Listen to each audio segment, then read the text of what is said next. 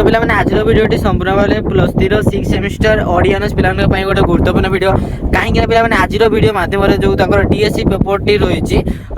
कौन DSC 3 unit 1 last जो तुम मौसुमी पद्यटी रही है लेख कौन कवि किए ना राधामोहन गणनायक से राधामोहन गणनायक जो मौसुमी मौसुमी पद्य क्वेश्चन गुड़िक आलोचना करवा जो सर्ट क्वेश्चन गुड़िक कि एग्जाम उपयोगी तो पे तुमने कहीं भावन केवल आम सर्ट क्वेश्चन मान कौन एक मार्क आलोचना करुचे तो भूल केवल आम एक मार्क आलोचना करूना आम केवल एक मार्क आलोचना करने सहित 2 मार्क 3 मार्क इत्यादि मैं सब गुड़ आम कवर करदेव है मुझे गोटे क्वेश्चन गोटे सर्ट क्वेश्चन को है तो तुम एक मार्क केमी 2 मार्क करके लिखिपार तो से हिसाब से मुझे तुमको कहि तो पिला माने आउ अधिक डेरी करवानी चलो आरंभ करवा तो हाँ पिला माने आउ गोटे कथा केवल आम देखूँ जो तो पिला आज जो आम सर्ट क्वेश्चन आलोचना करें एगुड़ा सब सिलेक्टेड सर्ट क्वेश्चन गुड़ाक एगुड़ा सब एग्जाम आसी सारी है तेणुक एगुड़ा सब बछा बछा सर्ट क्वेश्चन गुड़िक आलोचना करवा सहित आम गाइड रू सर्ट क्वेश्चन गुड़िक आलोचना करवा तेणुक आज भिडियो समस्त पे बहुत ही गुरुत्वपूर्ण तो चलते अधिक भिडियो को डेरी न करके डायरेक्ट आलोचना करवा देखो फास्ट मौसुमी कवितार कवि किए तो पे मैंने फास्ट मन रख मौसुमी कवितार कवि होती किए ना राधामोहन गणनायक जी कि मौसुमी कविताटी को लिखिं देखिए राधामोहन गणनायक क्यों जुगर कवि भाव में परिचित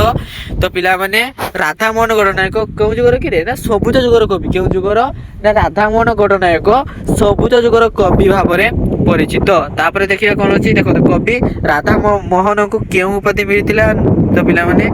कवि राधामोहन को पद्मश्री उपाधि मिलता क्यों उपाधि कि ना पद्मश्री उपाधि मिलता है देन देखो कवि केवे जन्मग्रहण करते किए ना राधामोहन गणनायक 1911 मसीहा अगस्ट मास के ना 25 तारीख अगस्ट 25 तारीख से जन्मग्रहण कर देखिए राधामोहन संज्ञा गणनायक कहीं ना देखो संज्ञा मान टाइटेल देखो पूर्वज मान गणनायक उपाधि प्राप्त होता संज्ञा गणनायक होइछि देखिए देखो राधामोहन गणनायक क्यों जिलार बासिंदा देखो अनुगुण जिलार कौन कलंटापार अनुगुण जिलार कलंटापार ग्रामर बासिंदा क्यों मैंने राधामोहन गणनायक देन तापर देखिए देखो क्यों पुस्तक से केंद्र साहित्य एकाडेमी पुरस्कार पाई ना सूर्य और अंधकार सूर्य और अंधकार पुस्तक से क्यों पुरस्कार पाई ना केंद्र साहित्य एकाडेमी पुरस्कार पाई तो पे बर्तमान मुझे बाहर अच्छी है से पवन आस बहुत ही जोर आसूसी आज तेणुक मोर माने भॉइस एत भल भाव में शुणा जाऊन प्राय तो तेणुक आडजस्ट करदेव पे कहीं बर्तमान कम कम अच्छी से देखो पद्मश्री उपाधि से क्यों कृति पाई ना सामग्रिक कृति पद्मश्री उपाधि से सामग्रिक कृति पाई देन तापर देखा देखो राधामोहन गणनायक कृति गुड़िक उल्लेख कर तो पे उत्कलिका स्मरणिका सहित काव्यनायिका कैशरिका कौन आउ धूसर कोशिका सामुकार स्वप्न सूर्य अंधकार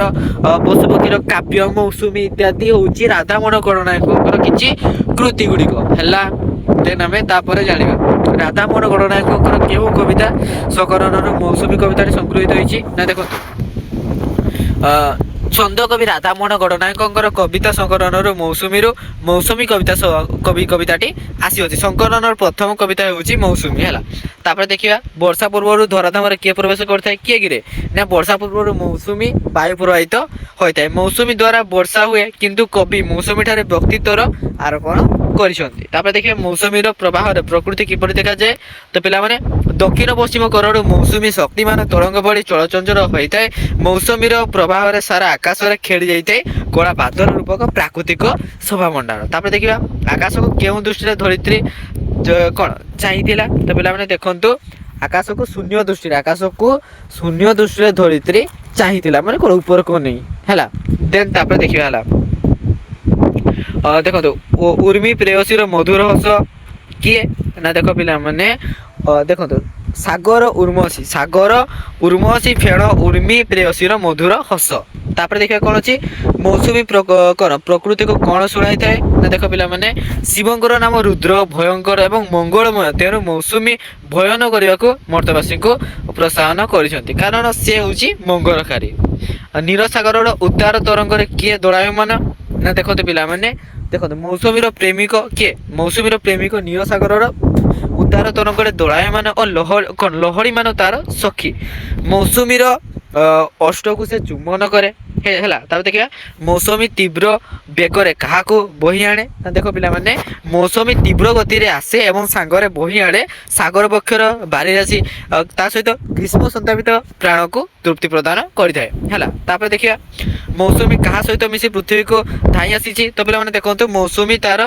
ପ୍ରିୟତମା ଉର୍ମି ସହିତ ମିଶି ଗଭୀର ଆବେଗରେ ପୃଥିବୀକୁ ଧାଇଁ ଆସିଛି ହେଲା। ତାପରେ ଦେଖ ମାଟିର କ'ଣ ମାଟିର ଭକ୍ତି ମଣିଷକୁ ବାରମ୍ବାର ବର୍ଷା ଆଶାରେ କେଉଁଠିକୁ ଅନାଉଛନ୍ତି ନା ଦେଖନ୍ତୁ ଆକାଶକୁ ଲୋକମାନେ କ'ଣ ଆକାଶକୁ ଅନାଉଛନ୍ତି କାଳେ ବର୍ଷା ଆସିବ ହେଲା। ଦେଖନ୍ତୁ ମେଘମାଳ କାହା ଉପରେ ଝାସ ଦେଉଛନ୍ତି ଅନନ୍ତ ମହାସିନ୍ଧୁର ବକ୍ଷ ଅନନ୍ତ ମହାସିନ୍ଧୁ ମାନେ କ'ଣ ଯୋଉଟାକି ସମୁଦ୍ର ହେଲା ତାର ବକ୍ଷ ଉପରେ ହେଲା ସେଇଠି ଝାସ କ'ଣ ଦେଇଛନ୍ତି। ତାପରେ ଦେଖିବା ପୃଥିବୀର ଭୂଭାଗରେ କ'ଣ ଅନୁଭୂତ ହେଉଛି ତ ପିଲାମାନେ କ'ଣ ପ୍ରଚଣ୍ଡ ଉତ୍ତାପ ପୃଥିବୀର ଭୂଭାଗରେ ପ୍ରଚଣ୍ଡ ଉତ୍ତାପ ଅଭିଭୂତ ହେଉଛି। କ'ଣ ସବୁ ପ୍ରଜ୍ୱଳିତ ହୋଇ ଉଠୁଛନ୍ତି ଦେଖନ୍ତୁ ଶସ୍ୟ କ୍ଷେତ୍ର ଓ ସୁନ୍ଦର ପୁଷ୍ପ ଉପବନ ଯାହାକି ପ୍ରଜ୍ୱଳିତ ହୋଇ ଉଠୁଛନ୍ତି। ପ୍ରଚଣ୍ଡ ରୌଦ୍ର ତାପରେ କ'ଣ ସବୁ ହେଉଛି ତ ପିଲା ରୌଦ୍ର ତାପ କହିଲେ କ'ଣ ବୁଝ ରୌଦ୍ର ମାନେ ହେଉଛି ମାନେ ସୂର୍ଯ୍ୟ କିରଣ ଯେତେବେଳେ ପ୍ରଚଣ୍ଡ ରୌଦ୍ର ତାପ ବା ସୂର୍ଯ୍ୟ କିରଣ ପଡ଼ୁଛି ପୃଥିବୀର କ'ଣ ନୀଳାଭ ପର୍ବତମାଳା ତା ସହିତ ପୁଷ୍ପ ଦ୍ୱାରା ଶୋଭିତ ହୋଇଥିବା ଉପବନ ତା ସହିତ କ'ଣ ପ୍ରଳୟ ଭରି ଜଳି ଯାଉଛନ୍ତି ଏବଂ ପ୍ରଚଣ୍ଡ ରୌଦ୍ର ତାପରେ ଫାଟି ଯାଉଛି ଗଭୀର ଶୋଷରେ କ'ଣ ବିହ୍ୱାଳ ଗତକର କଷ୍ଟ ହେଲା। ତାପରେ ଦେଖିବା ସଂସାରର ଜିନ ମାଟି ଫାଟି ଯାଇ ଶୂନ୍ୟକୁ ଆ କରି ଯାଇଛି। ମୌସୁମୀ ଅଷ୍ଟର ଚୁମ୍ବନରେ କ'ଣ ପାନ କରୁଥିଲେ ନା ଦେଖ ପିଲାମାନେ ମୌସୁମୀ ଅଷ୍ଟର ଚୁମ୍ବନରେ ତାର ପ୍ରେମିକା ଉର୍ମିର ଫେର ରୂପକ ହାସକୁ ପାନ କରୁଥିଲେ ଓ ପ୍ରେମର ମାଦକତାରେ ସେ ବିଭୋର ହେଇଯାଉଥିଲେ ହେଲା। ଦେନ୍ ତାପରେ ଦେଖ କ'ଣ ଅଛି ମୌସୁମୀର ତୀବ୍ର ପ୍ରଭାବରେ କ'ଣ ସବୁ ସୃଷ୍ଟି ହୋଇଛି ତ ପିଲାମାନେ ଦେଖନ୍ତୁ ହେଲା ମୌସୁମୀର ତୀବ୍ର ପ୍ରଭାବରେ ଘନ କୃଷ୍ଣ ମେଘମାଳା ପ୍ରବାହିତ ହୋଇଛି ବୁଝିହେଲା। ତାପରେ ଦେଖିବା କିଏ ସର୍ବଦା ଜଗତର ମଙ୍ଗଳକାରୀ କିରେ ନା ମୌସୁମୀ ସର୍ବଦା ଜଗତର ମଙ୍ଗଳକାରୀ କାହିଁକି ନା ତମାନେ ଜାଣିଛନ୍ତି ବର୍ଷା ଭାବରେ କ'ଣ ସବୁ ଅସୁବିଧା ହୁଏ ହେଲା ଯେଉଁ ଧାନ ଗୁଡ଼ିକ ହଉ କି ଗଛ ଗୁଡ଼ିକ ମଣିଷ ପ୍ରାଣୀ ଜଗତ ହିଁ ବଞ୍ଚିବା ସମ୍ଭବ କ'ଣ ପାଣି ବିନା ଯଦି ବର୍ଷା ହବନି ତାମାନେ ତମେ ଜାଣିଛ କେମିତି ଚାରିଆଡ଼େ ମରୁଭୂମି ହେଇଯିବ ଲୋକମାନେ କିଛି ଖାଇବାକୁ ପାଇବେନି। ଦେଖନ୍ତୁ ଉଦ୍ଭିଦ ଏବଂ ପ୍ରାଣୀ ଉଭୟ ତ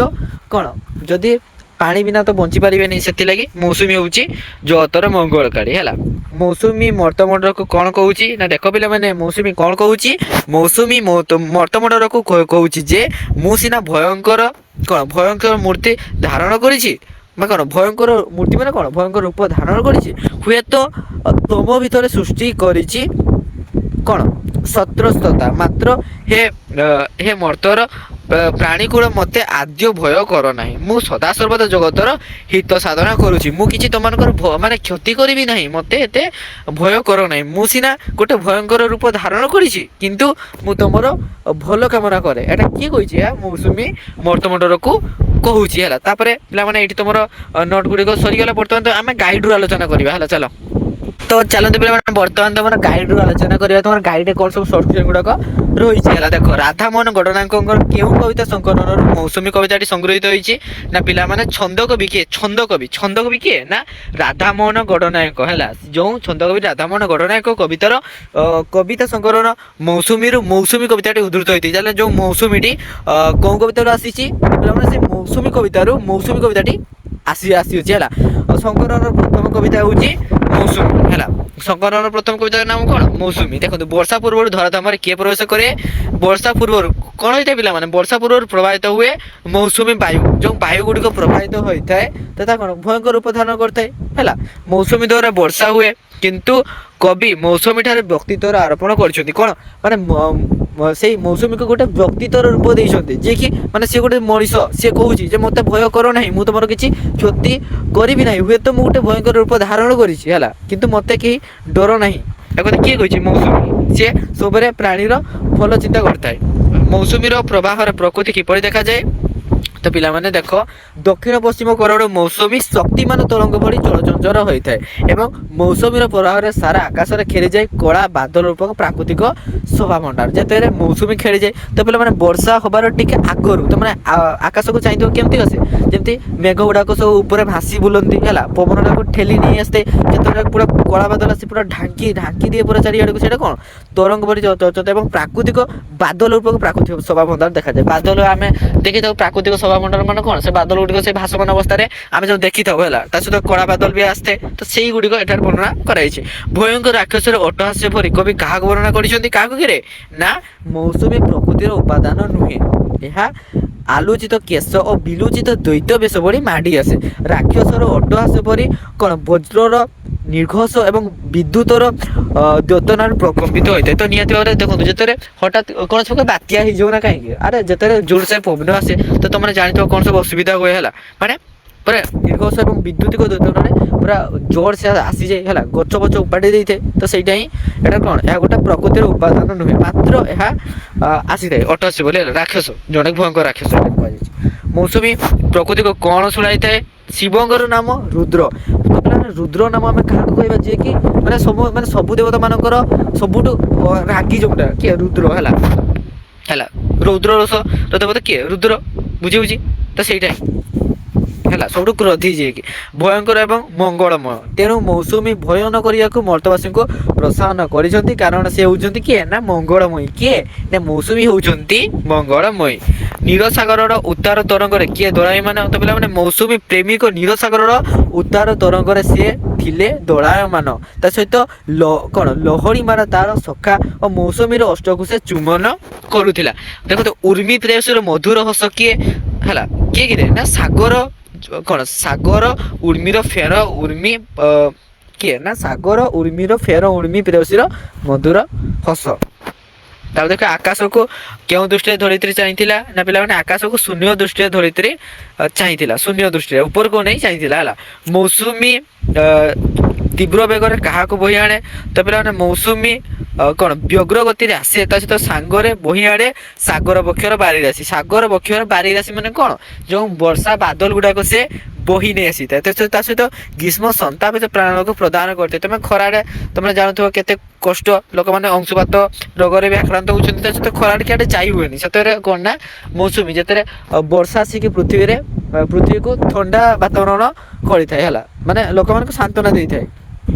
ତ ପିଲାମାନେ ଆଜିର ଭିଡ଼ିଓଟି ଏଇଠି ରଖୁଛି। ତ ପ୍ରାୟ ତମେ ଅନେକ ସାରା ସଲ୍ୟୁସନ୍ ଗୁଡ଼ିକ ଆଲୋଚନା କଲେ, ତ ମୁଁ ଭାବୁଛି ଯେ ଏଇ ସଲ୍ୟୁସନ୍ ଗୁଡ଼ିକ ନିହାତି ଭାବରେ ତମଙ୍କର ଏକ୍ଜାମରେ ଆସିଲେ ତମମାନେ ଲେଖିପାରିବ ହେଲା। ଯଦି ତମମାନଙ୍କର ମନେ ନ ରହିଲା ତମମାନେ ଭିଡ଼ିଓଟିକୁ ଆଉଥରେ ମଧ୍ୟ ଦେଖିପାରିବ, ଆଉ ଯେଉଁମାନେ ନୋଟ୍ କରିବା କଥା ତ ନୋଟ୍ ମଧ୍ୟ କରିପାରିବ। ଆଉ ଏଇ ଯେଉଁ PDF ଗୁଡ଼ିକ ଯେଉଁ ପିଲାମାନେ ଚାହୁଁଛନ୍ତି ତ ସେଇ ପିଲାମାନେ ଆମର ଟେଲିଗ୍ରାମ ଗ୍ରୁପରେ ଜଏନ୍ ହେଇଯାନ୍ତୁ। ତ ଯାହାକି ମୁଁ ତୁମମାନେ କ'ଣ ଆମ ଚ୍ୟାନେଲର ଯେଉଁ ବାୟୋରେ ସେଇଠି ମୁଁ ଦେଇଦେଇଛି, ତ ସେଇଠି ତୁମମାନେ ଟେଲିଗ୍ରାମ ଗ୍ରୁପ ପାଇଯିବ, ସେଇଠି ଜଏନ୍ ହେଇଯାନ୍ତୁ। ଯାହାଫଳରେ କି କେବଳ ତୁମମାନେ ଭାବନି +3 6 ସେମିଷ୍ଟର ନୁହେଁ, ତୁମମାନେ PG କର ଆଉ BD କର, ଯାହା ବି କର, ତ ସବୁ ଗୁଡ଼ିକର ନୋଟ୍ ଗୁଡ଼ିକ ସେଇଠି ମୁଁ ତୁମମାନଙ୍କୁ ପ୍ରୋଭାଇଡ଼ କରିଦେବି ଏବଂ ତୁମମାନେ ସବୁ ପାଇପାରିବ। ତ ଧନ୍ୟବାଦ, ଜୟ ଜଗନ୍ନାଥ ସମସ୍ତଙ୍କୁ।